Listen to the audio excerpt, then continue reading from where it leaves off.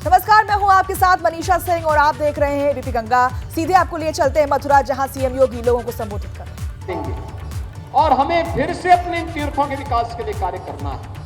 और विगत 9 वर्ष के अंदर अयोध्या में भगवान राम का भव्य मंदिर का निर्माण का कार्य चल रहा है।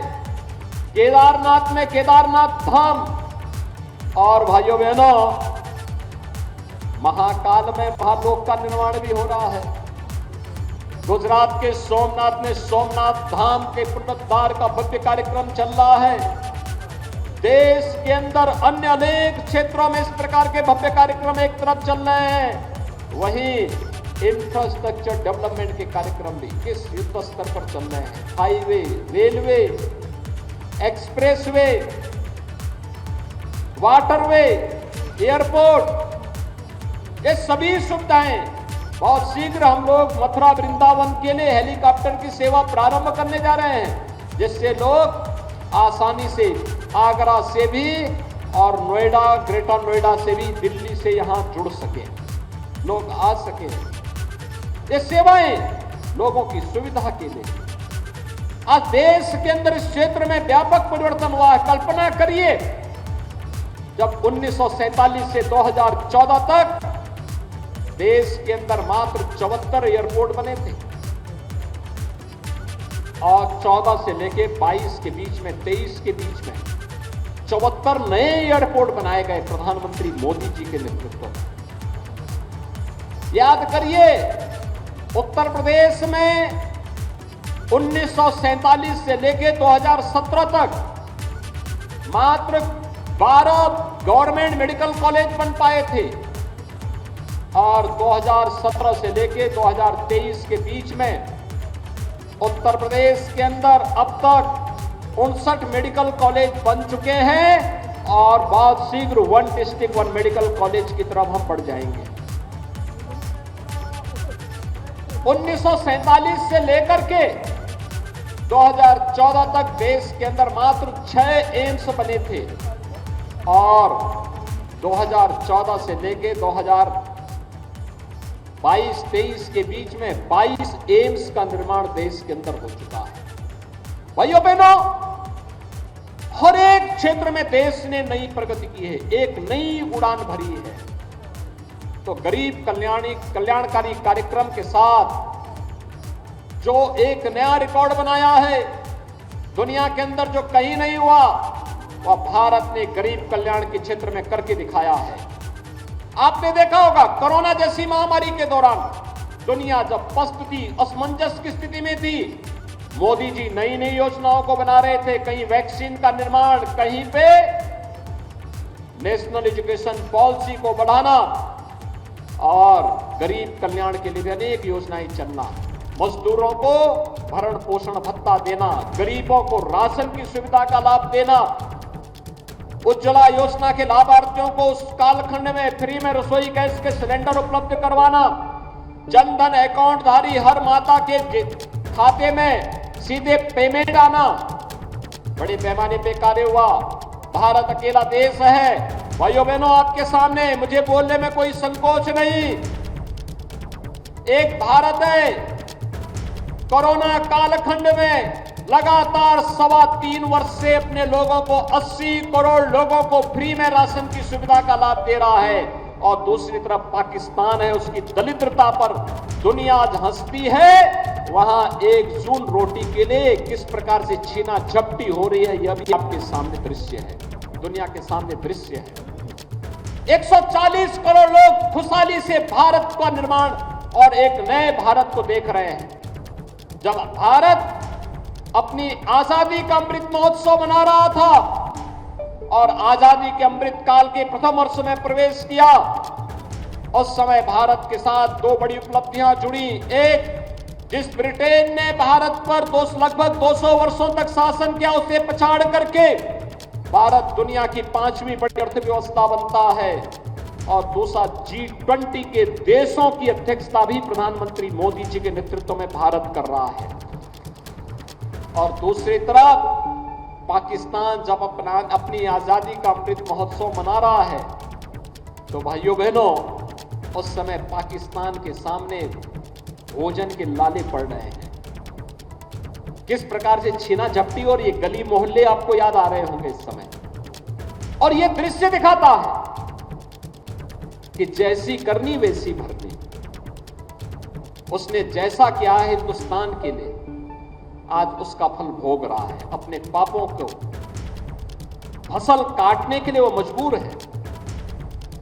और इसीलिए आज हम सब आपके बीच आए हैं। चाहे वह गरीबों का मकान, 3.5 करोड़ गरीबों को मात्र 9 वर्ष में सिर ढकने के लिए छत मिल जाए।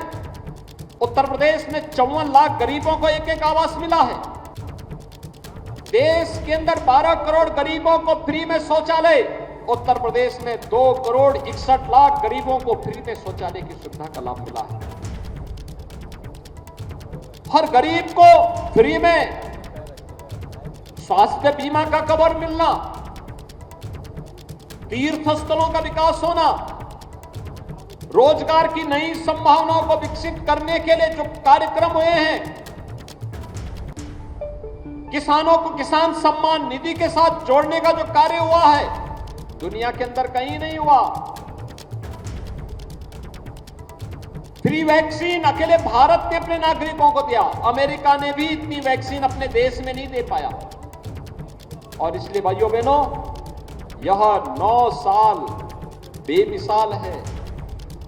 भारत खुशहाल है और इस एक भारत और श्रेष्ठ भारत की प्रधानमंत्री मोदी जी के इस मिशन के साथ हम सबको जुड़ करके भारत को 2027 तक दुनिया की तीसरी बड़ी अर्थव्यवस्था के रूप में स्थापित करना है। तो 2024 में फिर से मोदी जी के नेतृत्व में भारतीय जनता पार्टी की सरकार को लाना ही होगा।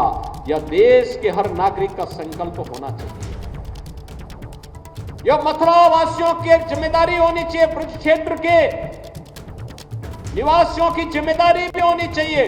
और मैं तो आपका अभिनंदन करता हूं कि आपने इस जिम्मेदारी का निर्वहन किया। 100% परिणाम। हेमा जी को आपने लगातार चुनाव जिताया। विधानसभा चुनाव हुए, 17 में 4 तो 22 में 5 के 5 ये भाजपा की झोली में चले गए। और जब महापौर का चुनाव हुआ तो विनोद अग्रवाल जी को भी आपने 1 लाख से अधिक मतों से चुनाव जिता करके भेज दिया। भाइयों बहनों, मैं आभारी हूं, आपका धन्यवाद देता हूं कि मथुरा वासियों ने, मथुरा वृंदावन वासियों ने महापौर के चुनाव में भारतीय जनता पार्टी को, नगर निकाय चुनाव में भारतीय जनता पार्टी को भारी बहुमत से विजयी बना करके भारतीय जनता पार्टी के कार्यकर्ताओं को सेवा का एक अवसर दिया है। और उसी सेवा के प्रति कृतज्ञता ज्ञापित करने के लिए आज विकास की योजनाओं का और गरीब कल्याणकारी योजनाओं का यहां पर हम कर रहे हैं। मैं भी यही पूछ रहा था, जो मंच पे आ रही थी, माताएं आ रही थी, बहनें आ रही थी, जिनको आवास की सुविधा मिला, मैं उनसे पूछ रहा था ये मकान मिल गया? उन्होंने कहा हाँ। मैंने कहा किसी ने पैसा तो नहीं मांगा? कहा नहीं। मैंने कहा ये आप जानती हैं? हेमा जी की तरफ इशारा करते। मैंने कहा इनको पहचानते? कहा हाँ इनको जानती है। मैंने कहा कैसे? कहा हमारी सांसद है। मैंने कहा कैसे पहचानती है? कहा इनकी फिल्मों को हमने देखा है। यानी हेमा जी की फिल्मों को देख करके जो कभी उनको कल्पना लगता था, आज हेमा जी साक्षात उनके सामने खड़े होकर के उनको पत्र दे रही हैं, ये लीजिए आपका आवास है। ऐसा तो जनप्रतिनिधि होना चाहिए ना। और अगर वे सांसद नहीं होती तो क्या मथुरावासी क्या हेमा जी से मिल पाते? क्या मिल पाते? हाँ, नहीं मिल पाते। तो जनप्रतिनिधि से संवाद बनाना बहुत आसान होता है। अगर वो केवल फिल्मों में ही काम करती तब तो कोई नहीं मिल पाता, सामान्य नागरिक नहीं मिल पाता उनसे। लेकिन आज वे फिल्मों में कला को, तो उच्च कोटि की कला को राष्ट्रीय और अंतर्राष्ट्रीय मंच पर एक नई ऊंचाई प्रदान कर रही है। भारत की कला को वैश्विक मंच पर एक नई पहचान उन्होंने दी। लेकिन साथ साथ जनप्रतिनिधि के रूप में भी एक जनप्रतिनिधि को किस प्रकार से कार्य करना चाहिए, लगातार जब भी उनका फोन आता है विकास के बारे में, ब्रज क्षेत्र के विकास के बारे में, यहां के उत्थान के बारे में, यहां के गरीब कल्याण के बारे में, यहां के विभिन्न कार्यक्रमों के बारे में वो लगातार चिंतित होकर के बोलती हैं। इन कार्यक्रमों को इस रूप में करना चाहिए, ये अभियान इस रूप में चलना चाहिए।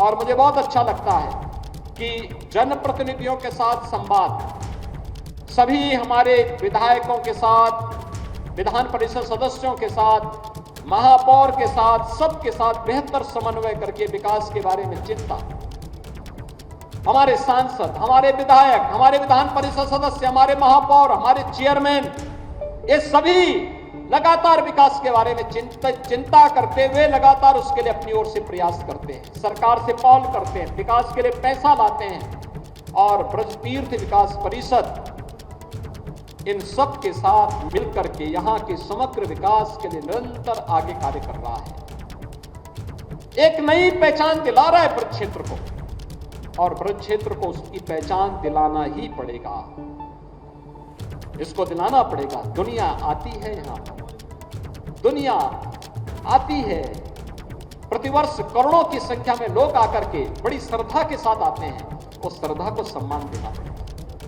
उस श्रद्धा को बनाए रखना पड़ेगा। हमें अपने ब्रज क्षेत्र को भौतिक दृष्टि से भी, आध्यात्मिक और सांस्कृतिक दृष्टि से भी उसी समग्र विकास की ओर आगे बढ़ा करके लेके चलना होगा। और इसलिए जब भी मुझे अवसर मिलता है, मैं आकर के यहाँ पे बांके बिहारी और राधा रानी की कृपा, मां यमुना की कृपा प्राप्त करने, उनका आशीर्वाद प्राप्त करने के लिए जरूर आता हूं कि उनकी कृपा बनी रहे, प्रदेश विकास के पथ पर ऐसे ही आगे बढ़ता रहे और यह क्षेत्र अपनी पहचान के माध्यम से प्रदेश और देश को एक नई पहचान दे सके। इस दृष्टि से यहां पर आकर के हम लोग अपने आप को धन्य धन्य महसूस करते हैं। आज भाइयों बहनों, ये 208 करोड़ रुपए की परियोजनाएं, कुछ का लोकार्पण, कुछ का शिलान्यास, नई नई योजनाएं, हर प्रकार की योजनाएं, और ये योजनाएं आने वाले समय में आप देख, कल्पना, जो चीजें कभी कल्पना हुआ करती थी, कोई सोचता था हर घर में नल लगेगा पीने के लिए, पानी के लिए, अब खारा पानी बहुत दूर की बात होगी। हर घर में बहुत शीघ्र, हर घर में, चाहे वह नगर हो चाहे वह गांव हो, शुद्ध पेयजल। लेकिन हमारी जिम्मेदारी भी बढ़ जाती है, वर्षा के एक एक बूंद पानी को सुरक्षित रखना, जल संरक्षण के लिए भी हमें तैयार होना होगा। वर्षा काल आने वाला है, अधिकाधिक वृक्ष लगाना, जल संरक्षण के उपाय के साथ जुड़ना, प्लास्टिक मुक्त ब्रज क्षेत्र को बनाना, गंदगी के खिलाफ अभियान चलाना, हमारा गांव भी आत्मनिर्भर बने, स्वच्छ बने, सुंदर बने, हमारा नगर, हमारा वार्ड, हमारा मोहल्ला स्वच्छ और सुंदर बने, ये कार्यक्रम निरंतर आगे बढ़ाने की आवश्यकता है। और उसी को लेकर के यहां पर हमारे सभी विधायकगण, एमएलसी, चाहे हेमा जी हो, चौधरी लक्ष्मी नारायण जी हो, श्रीकांत शर्मा जी हो, मेघ श्याम जी हो, पूरण प्रकाश जी हो, राजेश चौधरी जी हो, ओम प्रकाश सिंह जी हो, विनोद अग्रवाल जी हो, ये सभी लोग उसी अभियान को आगे बढ़ाने का कार्य कर रहे हैं। और इस अवसर पर मैं एक बार फिर से अपने सभी जनप्रतिनिधियों का हृदय से अभिनंदन करता हूं। मैं धन्यवाद देता हूं माननीय राधा मोहन सिंह जी को, वे आज इस कार्यक्रम में विशेष रूप से आए हैं और आज इस कार्यक्रम में भागीदार बन करके आप सबके साथ उनका आपको भी मार्गदर्शन प्राप्त हुआ।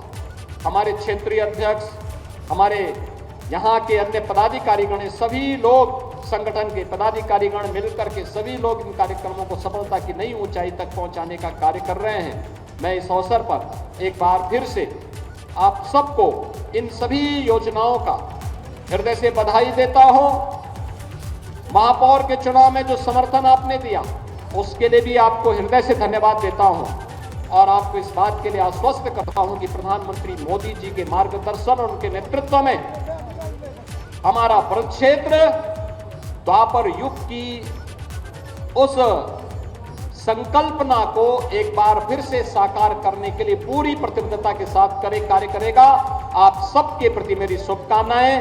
धन्यवाद। जय हिंद। मेरे साथ एक बार बोलेंगे बांके बिहारी लाल की, बांके बिहारी लाल की, राधे रानी की, राधे रानी की, यमुना मैया की। तो आपने योगी आदित्यनाथ को सुना, जहां मथुरा से उन्होंने बहुत सारी योजनाओं, विकास योजनाओं की बात कही और तमाम विकास योजनाओं के लोकार्पण और शिलान्यास किया।